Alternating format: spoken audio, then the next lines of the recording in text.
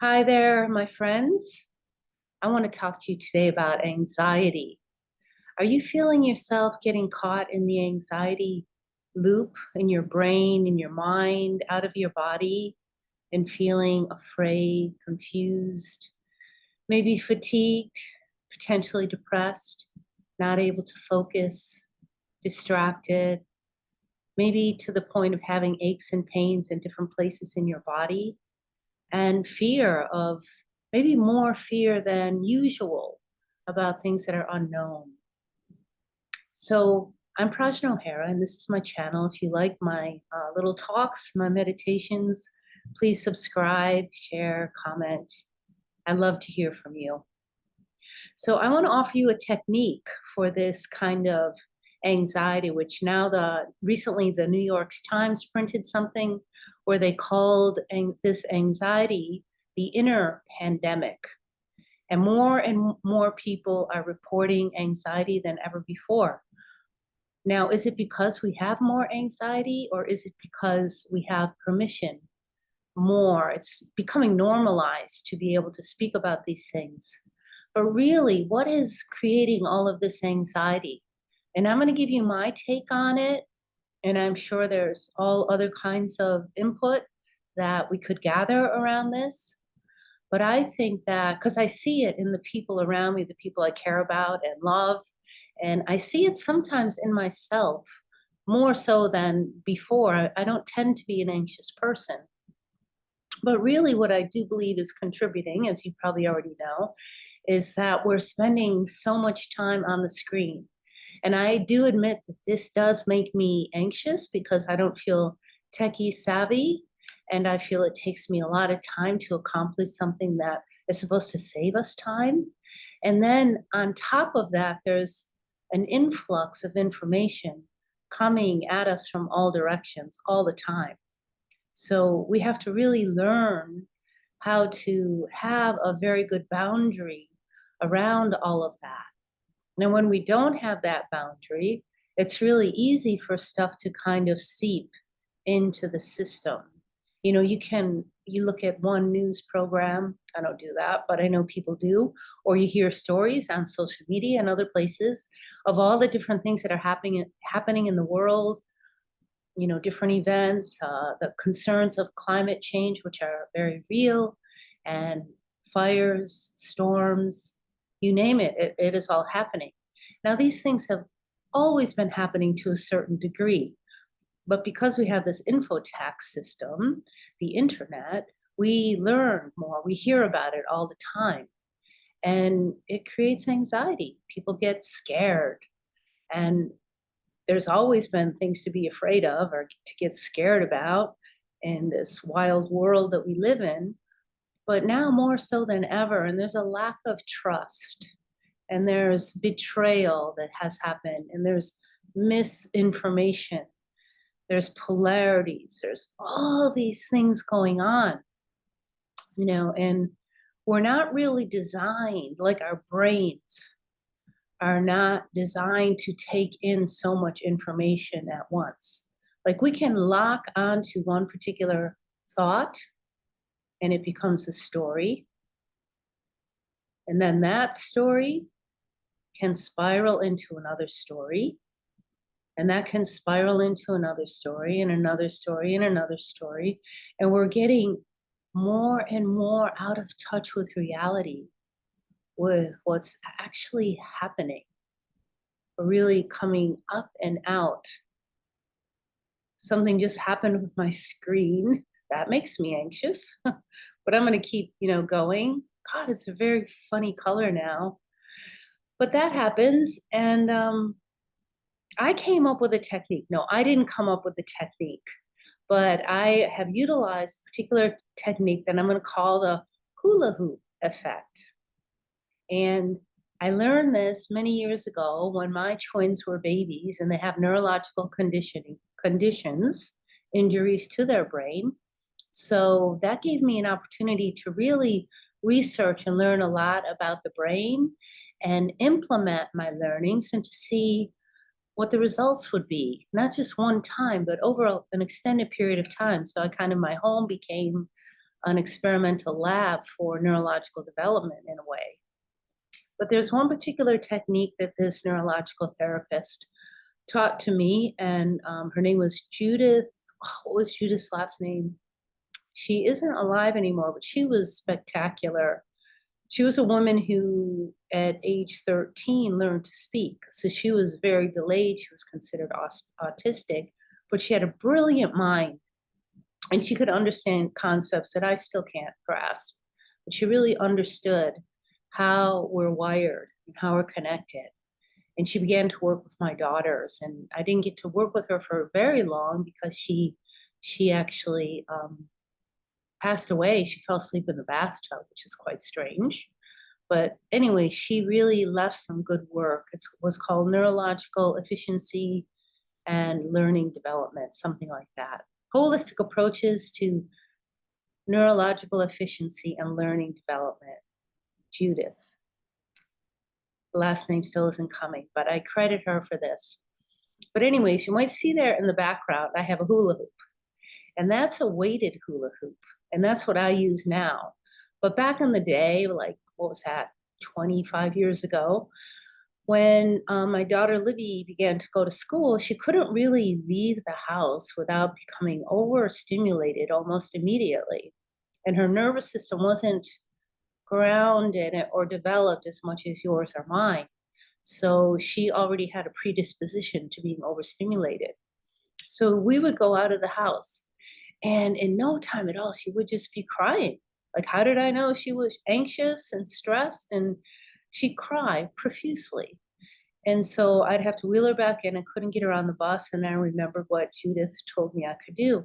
So I'd take a hula hoop and start at the top of her head. Like, first I have to get really calm myself, because the more calm I am, of course, the more benefit it will have to her. So I would start at the top. The lights are doing funny things.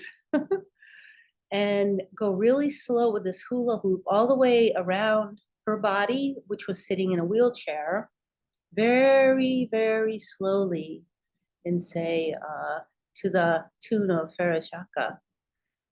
Here is Libby, here is Libby, here I am, here I am.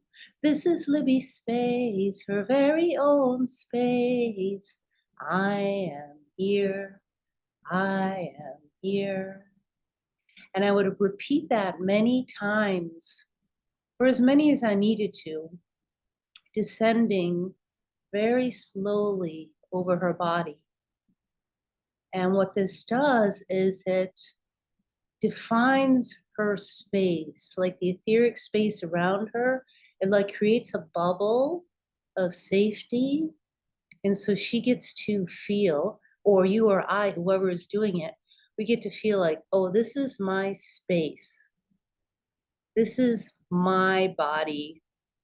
This is the space that I am occupying. And as we continue to descend, and we clarify that for ourselves, and we're already out of the head, we're descending down into the body. The breath is starting to deepen. I could just feel that as I did it for myself. Did you feel that? Right? So take a good breath and descend. And so we easily descend more and more. So it's very grounding. You start to feel anchored in the body, and the nervous system is being given an opportunity to regulate itself. And that's what it needs. That's the information it needs, that slowing down. Because our bodies, our nervous system is very intelligent. It knows what it needs, and it knows how to self-regulate if it's given the time and the space to do so. Now, what happens in our infotech, overstimulating culture that we live in, like even in our homes, because it's all on the screens, like me right now, is that our brains, so it's not so much the information or what's happening in the world around us, it's what our brains are able to do with it. And if the brain needs, it's kind of just like this, the belly, it needs time to digest and assimilate, to regulate, and to recover before it can take on new information. I mean, you have probably had the experience of getting so overloaded that, you can come to a place of feeling like you're just going to pass out or go blank or panic. I mean, people respond to overstimulation in different ways.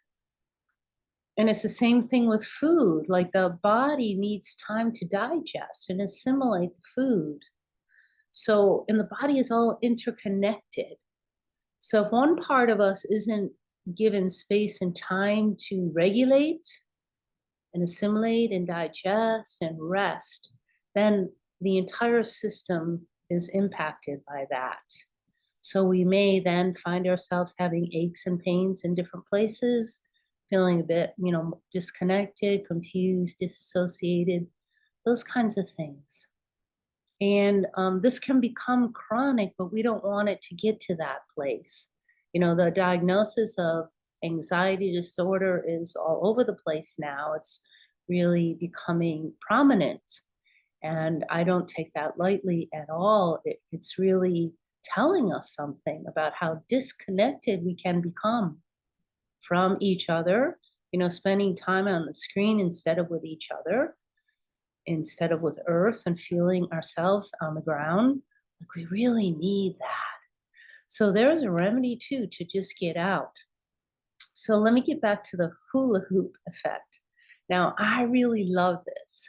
So I don't do it as much anymore, actually, kind of rarely with my daughter because she's become more internally regulated and we've learned how to kind of pace things for her because she doesn't have language where she could verbally tell me exactly what's happening for her. She can't articulate that.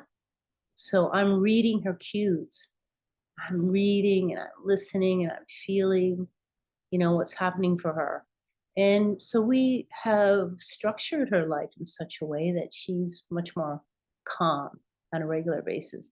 Although both of my daughters, and it's just kind of in the collective, they are having sleep issues lately in the last couple of months. And this is kind of new.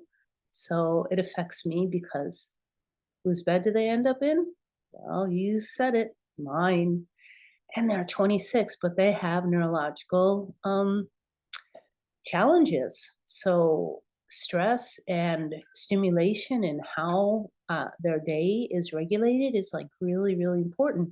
But that's the case really for all of us because we're very sensitive beings. Now, why I like the hula hoop effect is because it's fun. It's really fun. First, like I'll do the whole thing like over my body, so I can descend and calm and breathe more deeply and be grounded. And like it really helps me to stay in my lane, because that's part of it, right? It's like if we have this idea, like we're getting information, and then there can be this kind of reflexive impulse, like, oh, I got to go out there and do something about it, or I got to, you know, say something about it, fix it, do something about it. And it can become really problematic, right? So when you do this, it's like, okay, this is my lane. I'm going to stay in my lane. That over there is not my business. And I'm not in the future yet. So that's not my business either. And the past is over. There may be something I'm resolving about it. But, like if I'm starting to feel anxious, that's not the time for me to be working on these things, at least on my own. So I'm just here and you can really ground in your body. So that's fun.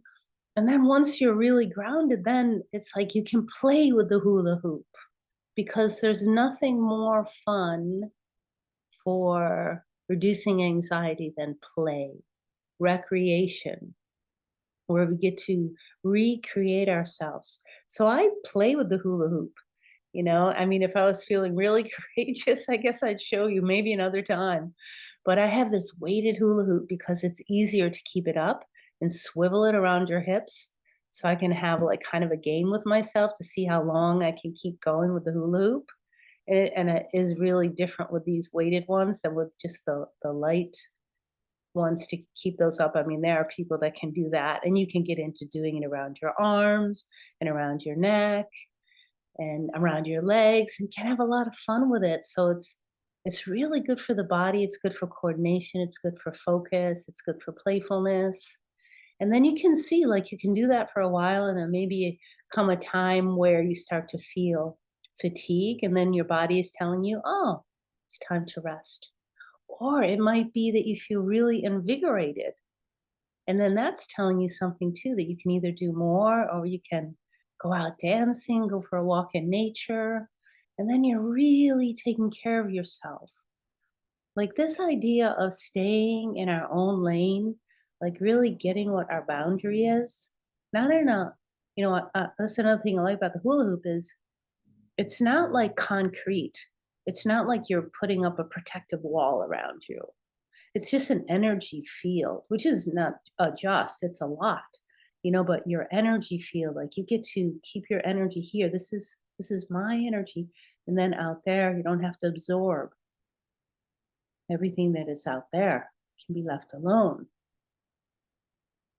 And then if you're invited to participate, then you get to choose yes or no. You get informed consent, right? And informed consent for a person to come into your lane.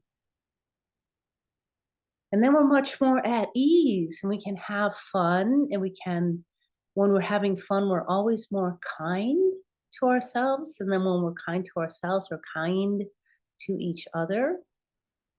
Yeah. So this has been a lot of fun for me sharing my hula hoop effect. And I hope it is useful for you. Maybe you'll go out and get a hula hoop. You can order these weighted ones and I don't know what kind of store they sell them in. I ordered it some time ago. I have no idea where. And you just put them together and they have different sizes, but this is a good size. So maybe you'll get one for yourself and you'll try this out as a fun technique for reducing anxiety and fear and coming into your body and having a healthy boundary, staying in your lane. And then maybe I'll see you out on the hula hoop playground. That'd be quite fun. So take good care of yourself. Have fun. Yeah, you don't have to buy into the collective. I mean, it's not easy, but you can have a boundary. So lots of love to you, and I'll see you next time. I'm Prajnaohara. Thank you for your shares, likes, comments. Ciao for now.